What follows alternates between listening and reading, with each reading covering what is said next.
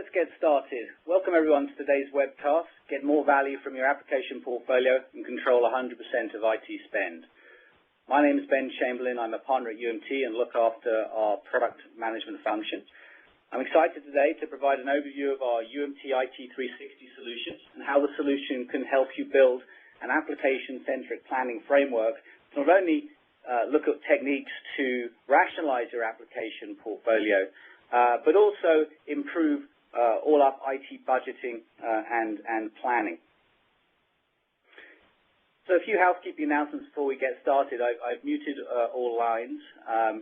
Please use the Q&A manager throughout the presentation today to raise questions. They'll be answered during the session if they're tactical, but I will pause at the end of the session to answer any questions that have been posted pertaining to the content of the presentation. So let's take a look at today's agenda. First of all, I'm going to do a brief introduction of who UMT are, if you're not familiar with UMT, and then focus in on some of the high-level IT business challenges that many IT execs and CIOs face today, before introducing UMT IT 360 and focusing in on the application-centric planning framework, as I previously mentioned. We'll have a few slides looking at that framework, but spend a good 15-20 minutes looking at the solution in action in a demonstration, and then we'll end with benefits and that Q&A as previously mentioned.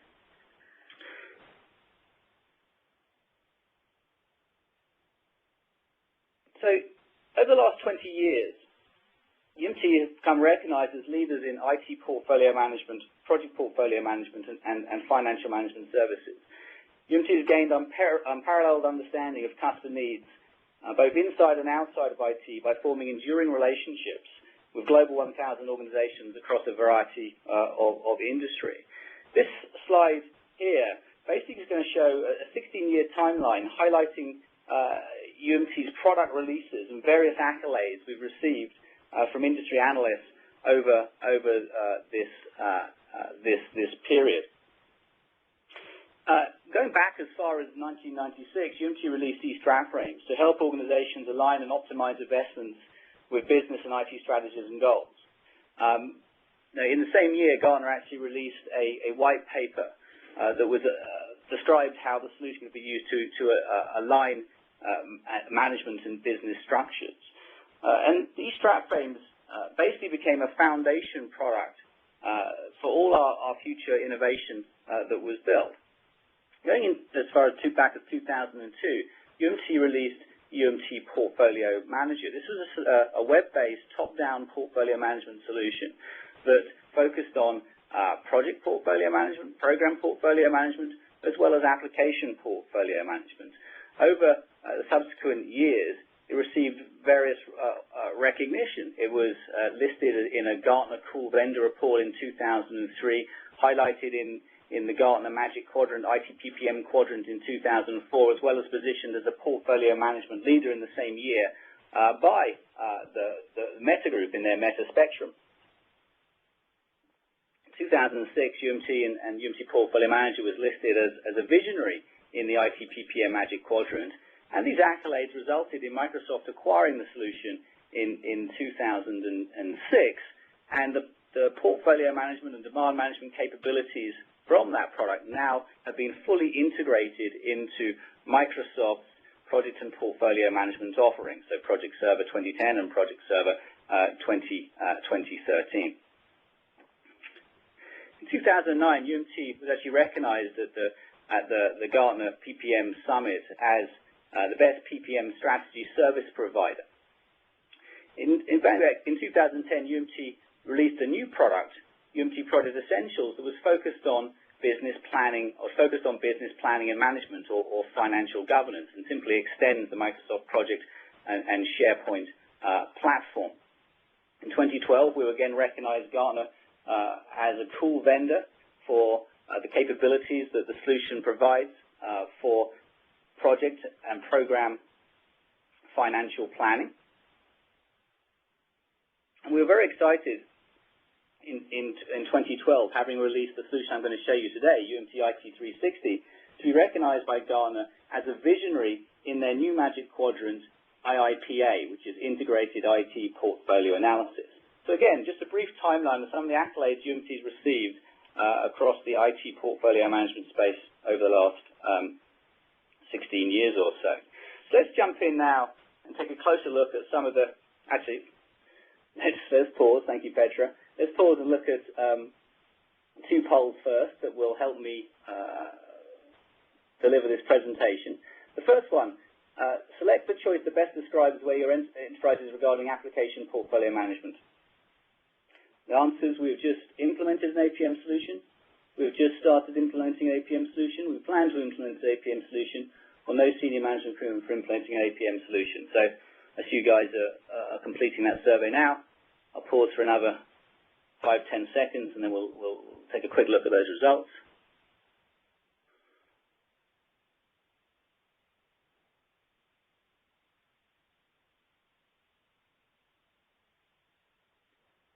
Okay, so let's close those polls. What we can see here is we've got 31% we have implemented an APM solution, 8% we have just started to implement an APM solution, 25% we plan to implement a phase solution, and 34% with no senior management commitment.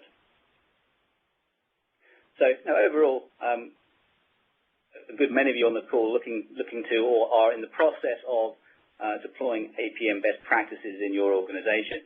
So the next one, are you using or planning to use SharePoint, Microsoft SharePoint, and or Project Server to automate either your PPM processes and or your APM processes? So again, we'll pause for 10 or 15 seconds to look to the responses here.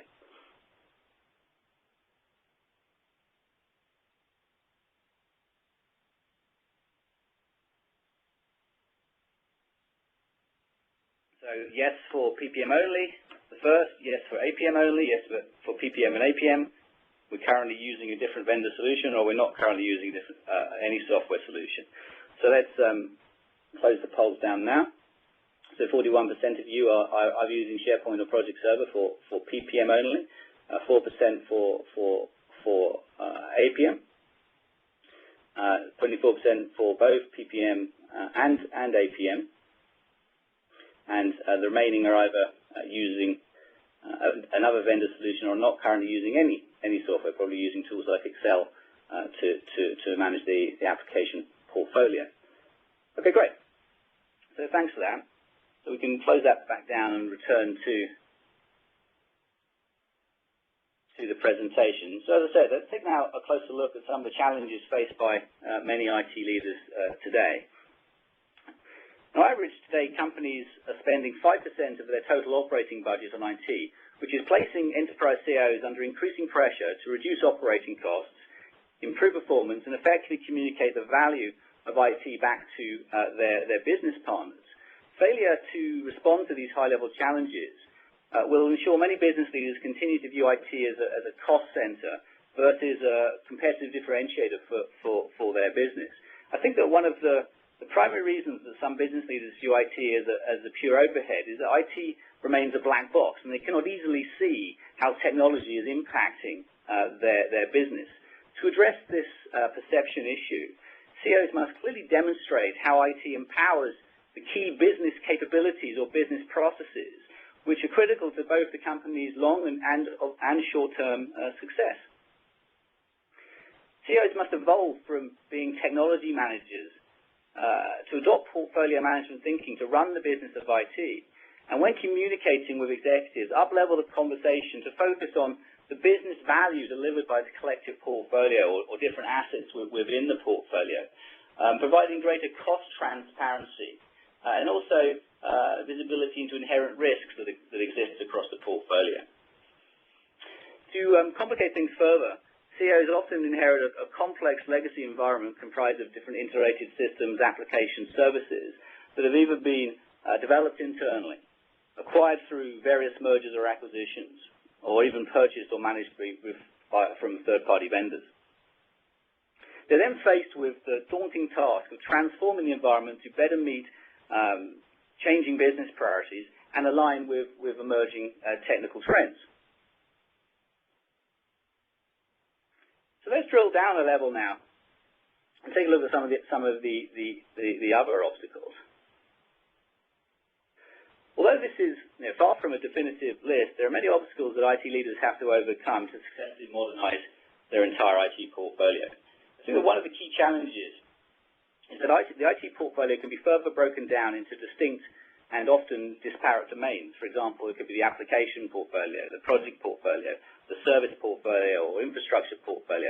I think you could even look at financials as a sub-ledger or portfolio of information in its own right. Each of these portfolios are usually owned by different stakeholders and managed in different systems, making it difficult to collaborate, difficult to access up-to-date, near real-time data. It's also difficult to understand the unique interrelationships and dependencies that exist across these domains to support fact-based transformation decisions.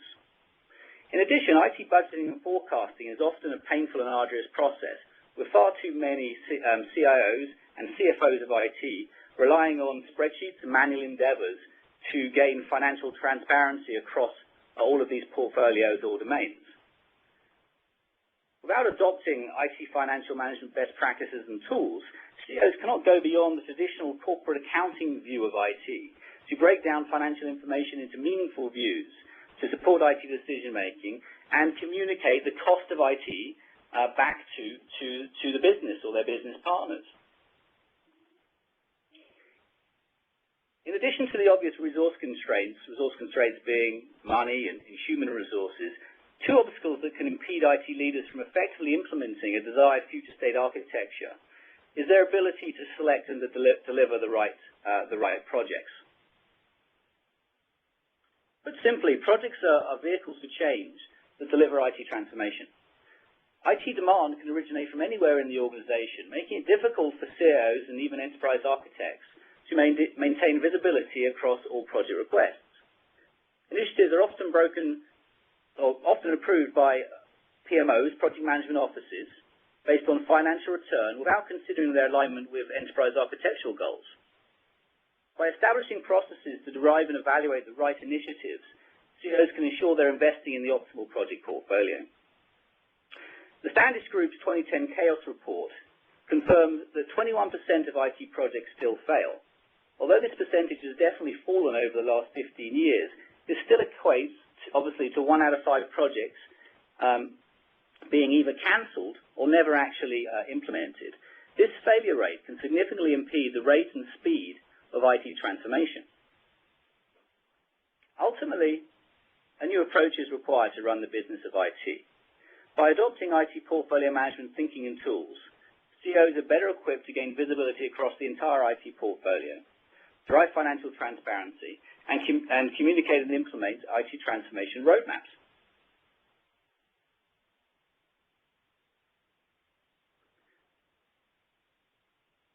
So, in response to this emerging trend, in 2011, Gartner actually decided to retire a quadrant that they'd released for the last decade, the IT Project and Portfolio Management Quadrant, and they turned it into a market scope. And they actually decided to focus on a new emerging market. So they released a quadrant in the place of the IT PPM quadrant, known as the Integrated IT Portfolio Analysis Magic Quadrant, or IIPA. As I mentioned earlier, Unity is very excited this year, or in 2012, sorry, to be listed as a visionary player in this new emerging space. So I've copied and pasted here into the slide a high-level statement that really looks at the market definition that Gartner provides here for IIPA. This is discovering that there is no data-sharing platform that all IT managers can use to unify the disparate financial project asset operations views the stakeholders need to communicate across IT silos. And integrated IT portfolio analysis is striving to change that. This was actually taken from a Gartner report defining the space. So adopting IIPA best practices and tools simply helps to integrate all these disparate domains, get access to up-to-date information to support fact-based transformation decisions. It helps improve collaboration between different stakeholders, and it ensures they can easily see both the upstream and downstream impact of decisions they make or proposed changes they propose to make across the IT domains. And of course, it provides access to rich and meaningful financial information to help support those decisions.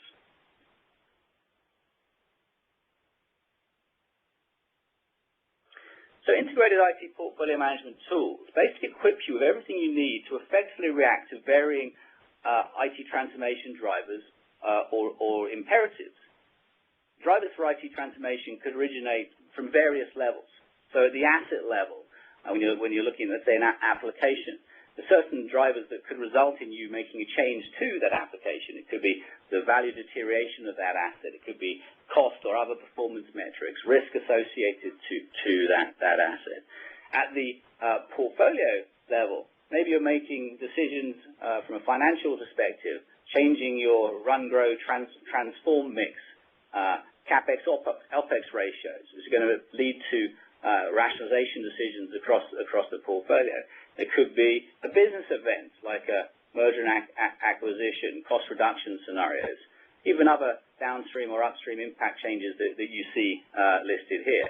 Again, of course, we don't have time to go into all of these, but let's take a look at this from a cost reduction scenario and see how IT portfolio management tools can help. So I'm sure many of us have been faced with budget constraints, either flat or declining IT budgets. But what would you do if you're faced with a 30% budget reduction? Here we're looking at a total IT demand here broken out by run, grow, transform. So run being the lights on expenditure, grow, transform being some initiatives you're using to innovate and grow or transform the business. So here we're looking at a total demand, both lights on and discretionary, of around 190 million. And we see here the FY13 budget around 140 million. So now, if you don't use IT portfolio management thinking and tools, it's likely you're going to reach for the hatchet and simply start chopping away at the low-hanging fruit. So in this scenario, again, it's a pretty crude scenario, but in this scenario, you may simply say, okay, look, we've got enough money to keep the lights on. We're simply going to cut some of these discretionary initiatives. And let you see that. So we just eliminate all the discretionary initiatives. So that's reaching for the hatchet. But with IT portfolio management best practices and tools, you can actually reach for a scalpel and start surgically looking away at trimming some of the fat in the lights on expenditure. You could look at running different scenarios around rationalizing the application portfolio, different infrastructure optimization scenarios, maybe storage optimization, server consolidation, different sourcing alternatives. The list goes on. The net effect is you've got greater visibility across all portfolios. You can look for cost-saving initiatives. You can trim the lights on expenditure, ensuring you can still dedicate funds to discretionary initiatives that are either going to help you grow or transform the business. So really, IT portfolio management here provides you with a scalpel, ensuring that you get better insight into the overall IT portfolio. So let's move on. So next, I want to introduce UMT IT 360 at the highest level. So UMT IT 360 basically combines application portfolio management, IT financial management, and IT project portfolio management best practices to provide an integrated portfolio management system for running the business of IT. With UMT IT 360, you can basically break down the walls between these disparate IT domains, get access to up-to-date and real-time information, and by understanding the relationships and interdependencies between the different assets across the portfolios, build a dynamic blueprint of your entire connected IT portfolio. You can understand that the cost of ownership of different IT assets and projects to consolidate lights on and discretionary expenses, delivering insightful and actionable views to overall enhance the IT budgeting, planning, and forecasting process. you have the opportunity to utilize powerful business intelligence capabilities to quickly identify underperforming assets, model transformation and sourcing strategies, and assess cross-portfolio impact and collaborate with key stakeholders to propose IT investment decisions. The solution allows you to effectively record planned enhancements throughout an asset's lifecycle, let's say in applications, in a transformation roadmap to maintain a multi-year view of all proposed changes across each asset and, of course, across the entire IT portfolio. The solution measures the high-level performance of the key assets like applications to effectively track performance at both the asset level and the portfolio level, allowing you to see early warning signs and take corrective action as needed. And the last but not least here is Unity IT 360 is built on top of the Microsoft SharePoint Project Server platform. So if you're using those tools today, it allows you to get incremental value from your existing Microsoft platform investments.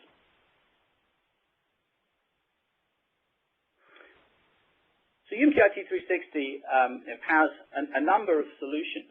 Here's an example of some primary solutions here, whether it's solutions around application portfolio management, part of which we're going to look at today, making more robust IT project portfolio management, comprehensive IT financial management, from budgeting, forecasting, all the way through to providing chargeback or showback capabilities, or even taking a look and managing service portfolio with service portfolio management capabilities. So before I jump into taking a look at the application-centric planning framework, now Unity IT 360 is built on top of a very flexible enterprise data model. It really becomes the heart and soul of the system. What the data model allows you to do is basically break down the key domains of IT and also connect those domains. So I won't spend too long on this slide. If you look at the left-hand side under applications here, we can see how we've broken down some of the key entities within these portfolios.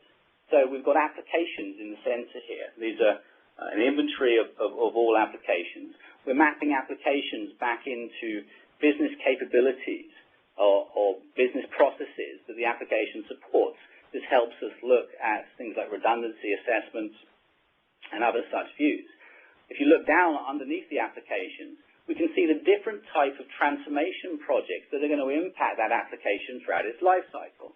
Whether it's a new investment project, maybe that's the project that brought the app online, enhancement projects to upgrade or make improvements to that application, and ultimately retirement projects that are going to be used to retire or sunset that application.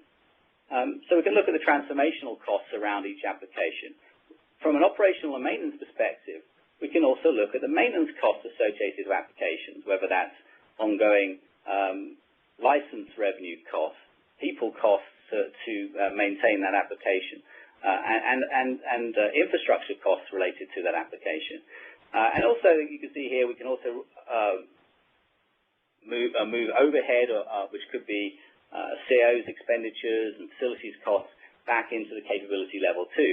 And what this basically shows is we're able to capture the different types of entities in our model, map them together, and aggregate financial information based on these relationships. So transformational project costs rolls up to applications, operational maintenance costs rolls up to applications, providing a cost of ownership view for each application. If we want to look at the business capability level, we can see the cost of each business capability, which includes the overhead costs. From a PMO perspective, you may not be interested in the application view. You may want to break it down from a program perspective, so you can see the program views here. So it's very flexible. So that's on the left-hand side of this model. But on the right-hand side of this model, we're almost treating infrastructure as a separate world.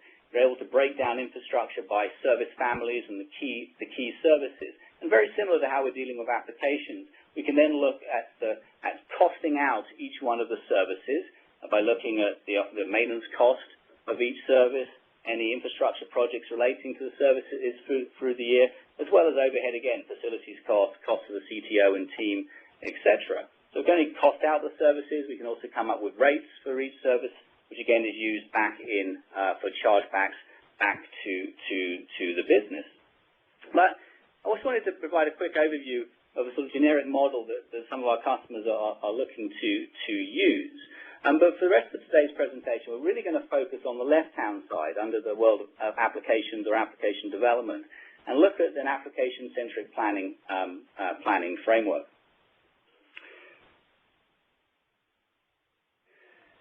So let's do that right now. So let's take a look at this application-centric planning framework. What you can see here in this high-level graphic is sort of two swim lanes, one for application portfolio management and one for project portfolio management. And there's obvious synergies between these two disciplines. In fact, when you connect these two disciplines, things just get better.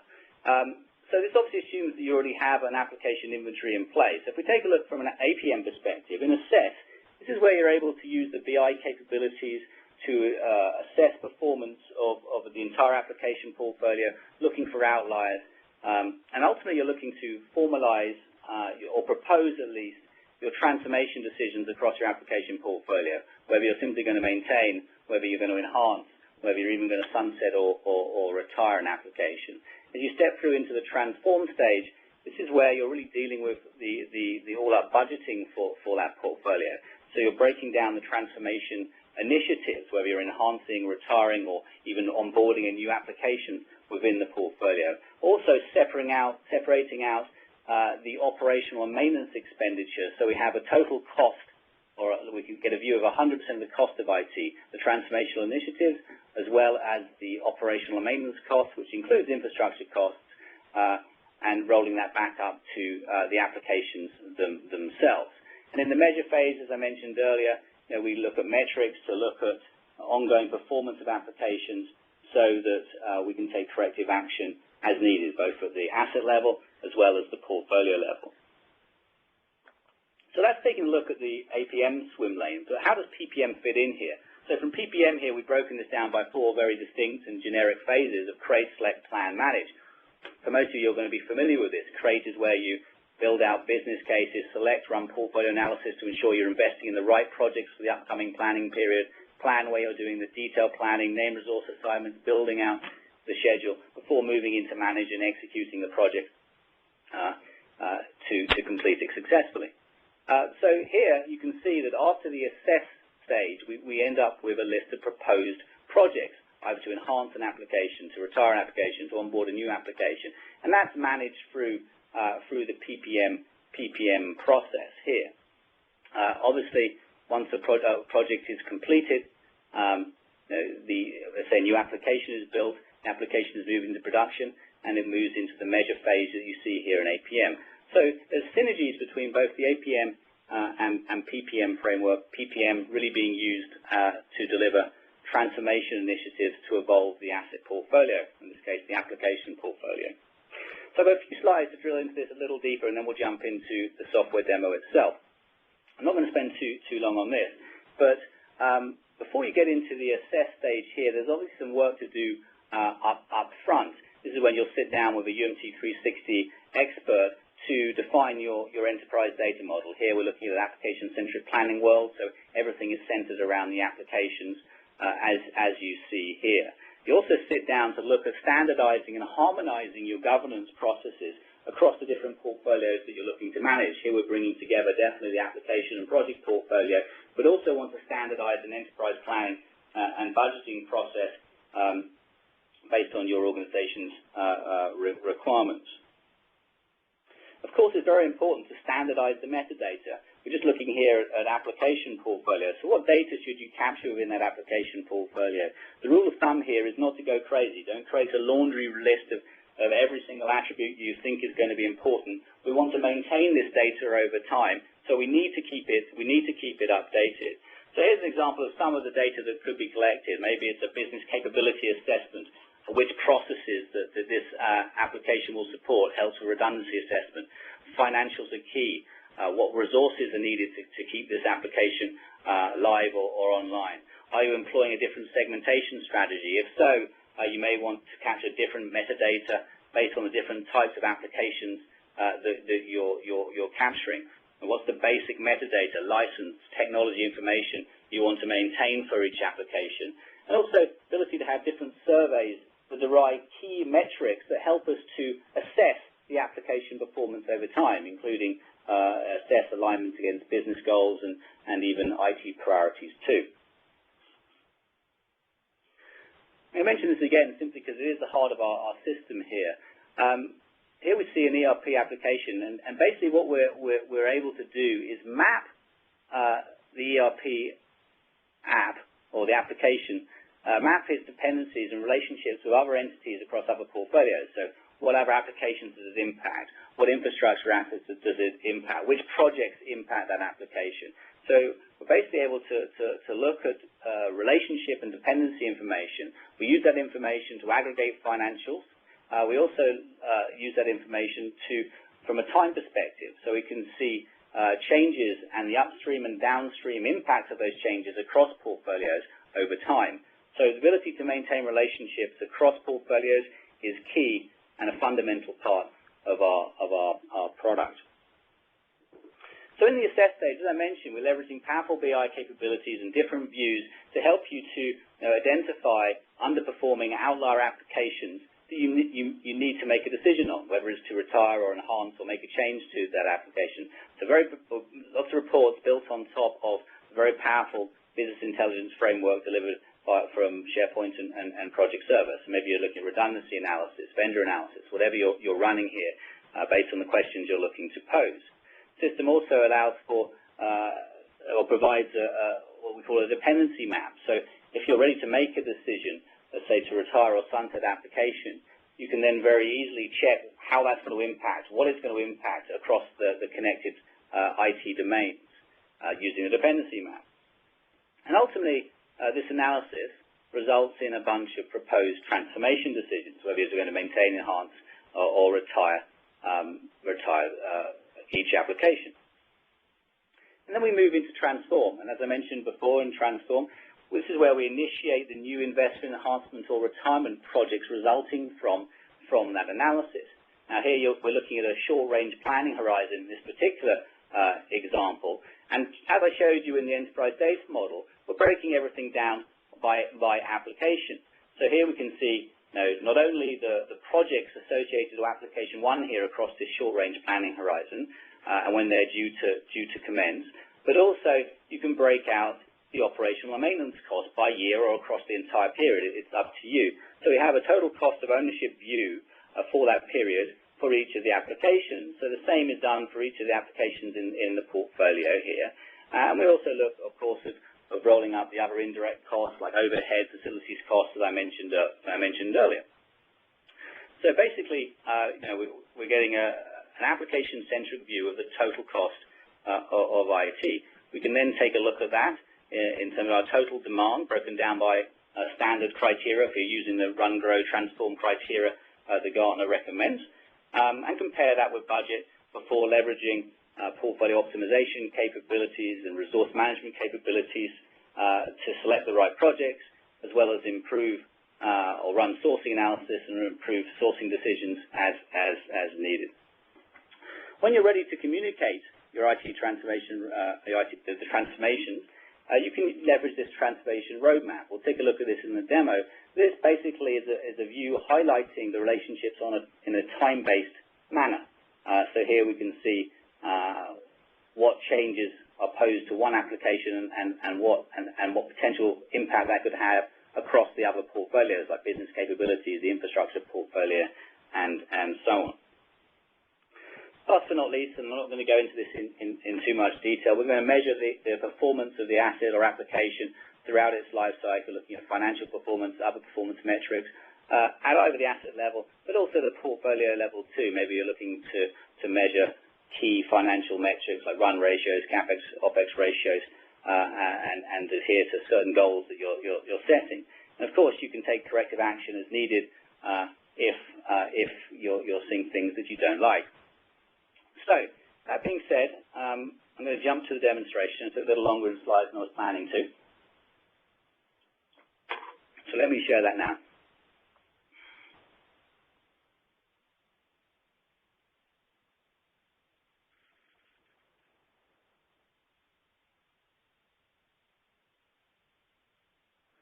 So you should be seeing in the enterprise data model on your screen here. Again, I'm not going to spend much time on this. We've talked about it already. But this is how we've basically configured this environment. We've broken it down by these different portfolios. We've maintained these relationships between these portfolios, and it's helping us to aggregate cost as you see here. But let's drill in and take a look at the application portfolio. Just for reference here, this demonstration environment is built out on top of Project Server 2010, so everything is built within Project Server 2010. You do have the ability to build on top of SharePoint 2, but this is just centered around Project 4 today. So let's take a look at the applications. So here we're seeing a list of applications broken down by Gartner's PACE layer methodology in terms of segmentation, systems innovation, systems differentiation, systems of record. And the reason why I'm showing you here is because, although it's not very sexy, I mean, it is an important step to actually define your application inventory and capture the relevant metadata that's going to help you run the analysis that you want to run. So the point here is you can see the different governance processes that are being used to control this particular application across its life cycle. This application is in production. You can see basic metadata that's being captured for this app, whether it's some high-level timeline information, license information, other technology information that's being captured. I'm going to come back to some of these others in a second. I mentioned that the ability to build surveys. Maybe you want to understand the business criticality of an application by building a survey that's basically looking at how this app impacts each one of the business processes, and based on the completion of the survey, it's going to derive a score. I'll show you that score in a second. We could look at business capability. We could look at architectural fit, how this app aligns to enterprise architectural standards, as you see them here, risk, operational performance, and so on. Next, I'll take a look at three more things. I'll take a look at the association capability because it's key. So here's an interface that allows the application manager basically to specify the relationships that this particular application has with other things within the organization or other entities within the different portfolios. So first, we can see the different business capabilities or processes that this application is impacting. You can see here that we're dynamically aggregating the cost of the application back to the processes or capabilities based on these percentage allocations. We can see the different projects that have impacted or will impact this application. Here's a project that used to bring the application online. Here's an upgrade project planned for a latter point in the year. And it's like a breadcrumb trail here where I can actually go and take a look at that project. Now I'm looking at that ERP manager project. It's currently in the business case stage. I could look at the financials and get an understanding about that project in more detail. And of course, I can move back to the application record itself.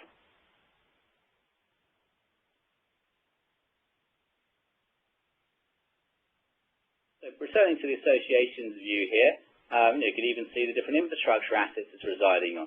As I mentioned, we're not just looking at the transformational project cost, we're also breaking out the operational expenditure, the OEM cost, maintenance cost for this application over time. It's up to you whether you do it on a yearly basis or multi-year basis, but we've got buckets of cost associated to the maintenance cost, as well as understanding which other applications this particular application impacts. So the associations is key. We use it for the time-based views as well as the aggregation of financial information. And you'll see that here. So if I look at one of the budget views here, this is actually a long-term planning budget for this app. This is looking across the proposed life cycle of this application.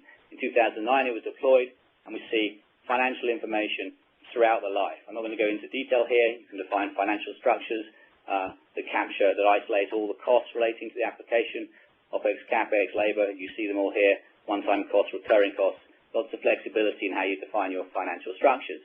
But this is a long-term budget that is kind of top-down. It's manually entered. You maintain it across the life of the application, providing a high-level sort of forecast of the cost of that application. But as I showed in the slides, you can also maintain a short-term planning view here, which is just running up until the current planning period. And this is actually aggregating data dynamically from the transformational projects, the operational and maintenance cost, the infrastructure asset that is impacting this particular application. So this is a bottoms-up view. So I now compare my top-down and bottoms-up view from a planning and budgeting perspective. The penultimate view I'll show you down here before moving into the reporting is the transformation roadmap. So here you have the ability to specify the status of an application, capture salient information about the latest decision around that application. All this information can be snapshotted and maintained for auditable purposes. But here you see now the transformation roadmap. This is basically providing a time-based view of those relationships. So we just took a look at the ERP Manager upgrade project. We can see when it's planned to impact this particular application. But more importantly, if we decide to rip out the ERP Manager or sunset it, we can very quickly see what other things it will impact, the capabilities or processes, the projects, services or other infrastructure assets, and so forth. So it provides a time-based connected view. So there's lots of powerful reporting in the solution. So here, I'm just going to launch a quick report here that brings together a lot of that information. I won't spend too long on it. See how long it takes to generate. So again, this just highlights the ability to leverage the BI capabilities on top of SharePoint and Project to build powerful reports. Here we're looking at some salient metadata, metrics coming from the surveys for this particular application, cost over time until the next planning period, CapEx, OpEx breakout for this particular application, comparative cost distribution, right? So where are the main costs accruing for this particular application coming directly from the cost structure? And the list goes on. We're not going to look at financial performance and tracking today, but the views here around tracking costs and variances for this particular asset.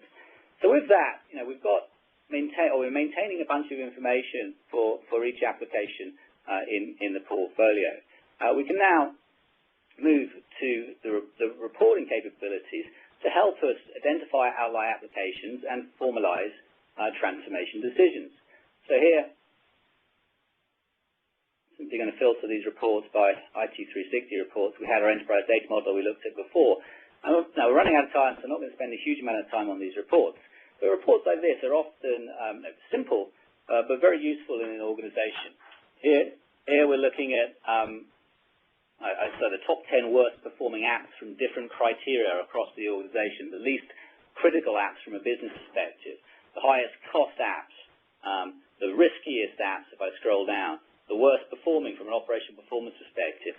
And obviously if your application is appearing on all of these views, there's a problem, right? It warrants further investigation. So there's an intuitive view. Another view that you kind of either love or hate. People are never really on the fence on this one. Different bubble chart views.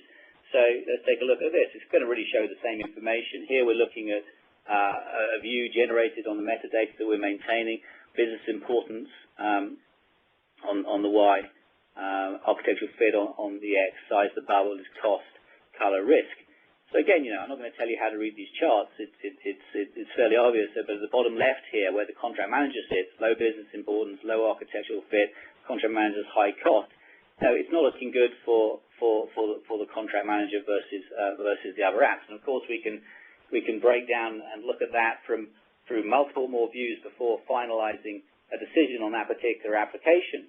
But again, we're short on time, so I'm not going to do that. But we may want to understand what's the impact of doing something to or retiring the contract manager. So using the dependency map, we can very quickly leverage that relationship information to quickly see what's going on. If I was to remove this contract manager, it is impacting or has a relationship with the ERP Manager app. You can see these projects here. We've actually already set up the retirement project for this particular app. We can see the main business processes it's supporting, and so on. So a very useful way of filtering and seeing very quickly the upstream and downstream impact of a potential change to this application. So from there, you're going to continue running this analysis, posing different types of questions. And ultimately, you're going to use this analysis, as I mentioned before, to formalize your transformation proposals or transformation decisions, whether you're going to maintain an app, whether you're going to retire the contract manager, which we may have made a decision to do. So if we choose to retire the contract manager, obviously we're going to need to create a project to do that, to take that application offline. So going back to what I said before, we're going to create the transformation projects that are based on enhancement, new investment, and retirement project decisions. We're also going to break out the operational maintenance expenditure for each application too.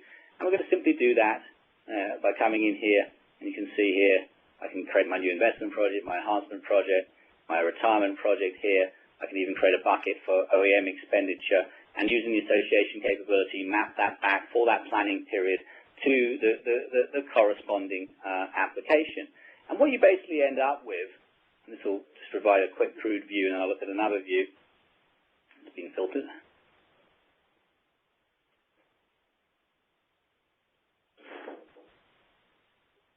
Okay, so not getting let me remove filters. No group. Right, this view's not giving me what I wanted. You're going to end up with a list of operational maintenance buckets, records, as well as the different projects that are being created. What I'm going to do is I'm going to switch back to the business intelligence view, to look at a dashboard that is better summarizing that information than that view I was trying to generate in the Portfolio Center. So here we're looking for, at least for the upcoming planning period, the results of the creation of those transformation initiatives and operational and maintenance costs. So here we're seeing a pie chart demonstrating the total cost in a percentage form. So 75% is lights on, run, the rest is going to transform and grow here. And we can see for 2013, the total proposed budget is, or total demand is 143 million. So we can see 75% of that is run. We can see the cost drivers across the coming from across the IT portfolio. So whereas the majority of the money being sunk here on a time-phase basis, we can look at CapEx versus OpEx spend across previous periods as well as the upcoming planning period. And again, the key point here is we've created this application-centric planning view. So it's really centered or focused on applications. So again, if we look back at our contract manager now, we're not just seeing we're seeing maintenance costs for this app. We're also seeing the enhancement retirement project costs for that particular application. If we look at our ERP manager, we're seeing it broken down by the same, by enhancement, maintenance, new investment costs for that period. So basically, we're able to roll up all costs back to the application portfolio. We're able to build, or each application in the portfolio, we're able to build and capture salient metadata that helps us to answer different questions and rationalize the application portfolio. So a very powerful and flexible framework built out here on top of the Project Server SharePoint platform using UMT IT 360. So we've got 5 minutes left to run. So what I want to do, step back to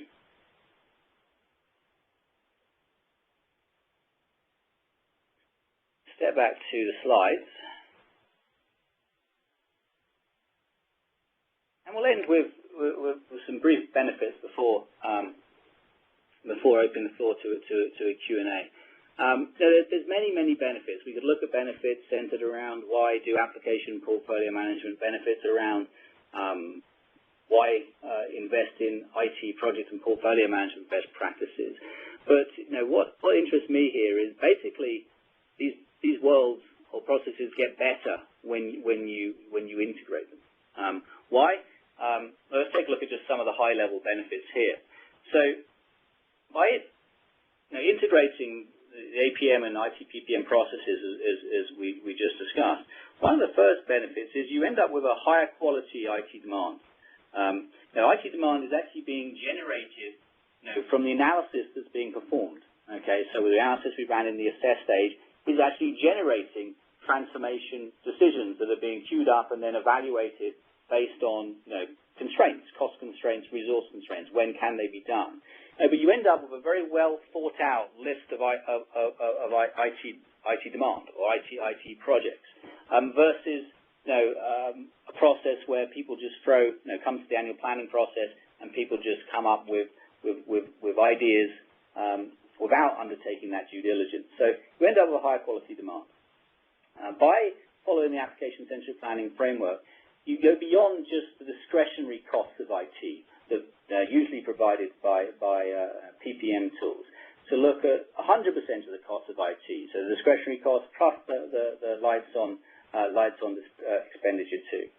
By maintaining a short-range plan of a multi-year transformation roadmap, you improve your planning. You can get a multi-year view into your sourcing requirements, look at different sourcing alternatives, which is a great way of looking at driving operational efficiencies and cost reduction scenarios. Also, in both the measure and the manage phase here, you're able to monitor both project and application performance. And before making a decision whether to cancel or kill a project or delay a project or do something to an application that is underperforming, you can very quickly see the upstream and downstream impact of that change and communicate that effectively across the different stakeholders responsible for managing the different IT domains. So today's purpose is really to provide a glimpse into one usage scenario of the UMT IT 360 framework, which is application-centric planning. We didn't go too deep into application portfolio management. We didn't go too deep into IT budgeting or even other aspects of IT financial management, but gave you a flavor of what could be achieved on top of the SharePoint and Project Server platform. So what should you do next? Certainly now, over the next few days, feel free to contact a UMT IT 360 expert to learn more. Over the next 30 days, I would encourage you to assess how you're using either SharePoint and Project Server 2010 or 2013 now in IT today, and could you be doing more? Some of you were using for PPM but not APM, and some for APM and not PPM.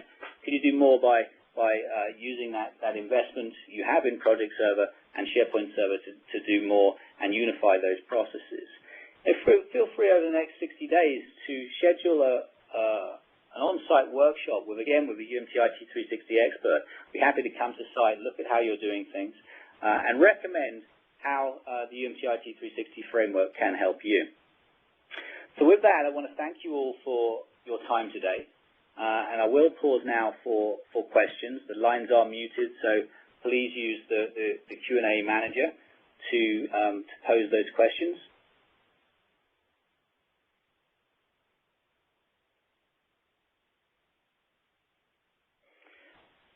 So question here from Jerome, does this run on SharePoint and Project Server 2013? The answer is today, no, it works on the 2010. We will shortly be releasing, as in the next 3 months, our next version that is compatible with both Project Server 2013 and 2010, as well as SharePoint Server 2013 and 2010. So the next version from UMT will not just be compatible with the latest innovation from Microsoft, but also the previous version to 2010.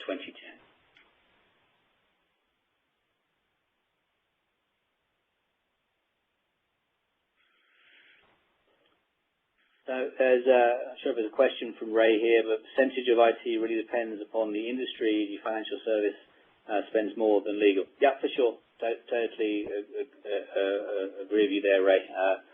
Certainly can provide metrics that we see across different industries if that's of interest. But again, certainly not suggesting that this is a one-size-all cookie-cutter approach for industry. The metrics will certainly be different on industry. And ultimately, your data model may change. A lot of components are going to be the same, but let's face it, if you're looking at different business capabilities or business processes, they're definitely going to change by industry. If you're deciding to break out your infrastructure services, the service catalog. There's going to be differences of those for industries. So that's the beauty of the system here, is that there is a very flexible enterprise data model that allows you to break down IT specific to your industry, specific to your organization, look at getting transparency across those domains as well as aggregating costs through that model.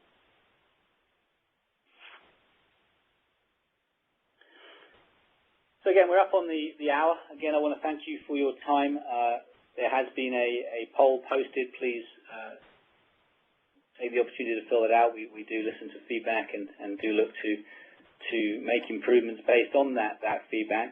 Please look out for other announcements around additional webcasts in our PAL series, our Portfolio Analytical Leadership series, that will be coming soon. We have an action-packed agenda of thought leadership webcasts for 2013, and we hope to see you on more of these sessions.